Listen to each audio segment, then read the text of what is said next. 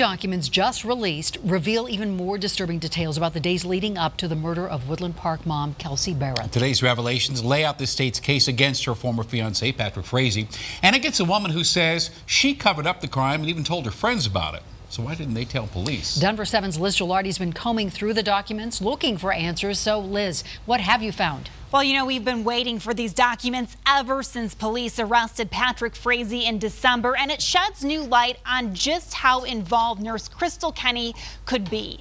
Today, we learned Kenny lied to the FBI and provided misleading information, but cell phone records, they don't lie. The documents show detailed phone records with calls and text messages between Frazee, his mother, and Kenny. And interviews show what she told friends about a request to kill. That's why when this case goes to trial, she's going to be their star witness.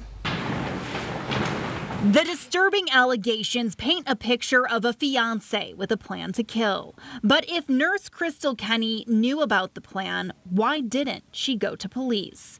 It's a question Patrick Frazee's defense attorneys could exploit. Well, the real question is going to be who killed her. Criminal defense attorney Dan Recht is following the case closely, especially the part about a plea deal for Kenny. Well, the prosecution obviously needs her to testify to get a conviction in their mind against Frazee. So they gave her what seems like a sweet deal. The extent of her alleged involvement is more clear in the new documents. We learned in court Tuesday she claims Frazee asked her to kill Kelsey 3 times. Now we see the timeline that tells the story.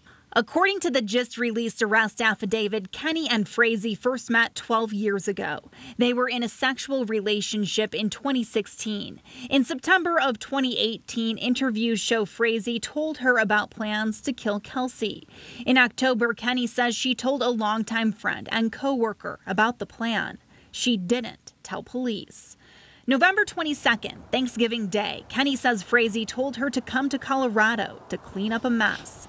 Investigators say Kenny arrived at Kelsey's home 2 days later with bleach, gloves, and a hairnet to clean up the murder scene. This is very challenging for the defense, and they will clearly have to poke holes in her story, but also in her credibility. Rex says it's going to be hard to argue with cell phone records. After cleaning up, documents show Kenny and Frazee went to retrieve Berreth's body.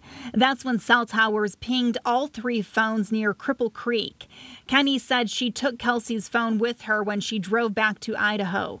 Along the way, she used it to send text messages to Frazee and to Berreth's mom. Then she told police she destroyed the phone. And as this case plays out, you can expect to see a he-said-she-said battle over the blame. One of the 2 of them committed this homicide, and it's going to be really interesting to watch both sides try to flush out how they're going to prove that the other person did it. And documents also revealed what was found during a search of Frazee's home on December 13th.